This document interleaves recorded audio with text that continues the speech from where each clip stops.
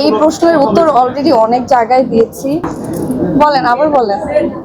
একটু কাজের ব্যাপারে জিজ্ঞেস করতে চাই, ফিরে আসার গল্প বা অন্য কোনো সিরিয়ালের সাথে যুক্ত হয়েছে?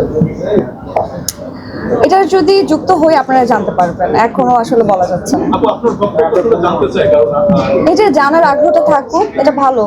আমাদের গল্পের পরে কিন্তু যে আইপিএল শুরু হয়েছে, এখন কিন্তু মানুষ চাচ্ছে আবার এটা সেকেন্ড পার্ট শুরু। এই বিষয়ে পরিচালকের সাথে কোনো কথা হয়েছে কি? আমার পরিচালক এখন খেলা দেখতে গেছে, দেশের বাইরে আছে, তো সে একটু পার্সোনাল টাইম স্পেন্ড করছে, তার মতো থাকুক। এইটার কাজে নিয়ে আমরা এখন কথা বলছি না আসলে। যেহেতু আর্জেন্টিনার ভক্ত, খেলা দেখতে যাবেন কিনা? ভাই বাসার কাছে হলে যাইতাম, অনেক দূরে তো যাওয়াটা আসলে সম্ভব হচ্ছে না।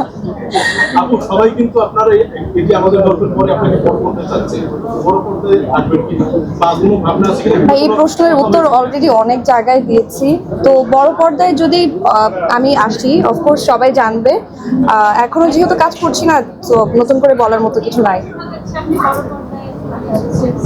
তাই না ভাই, ওরকম কিছু হয়নি, এখনো কথা হয়নি।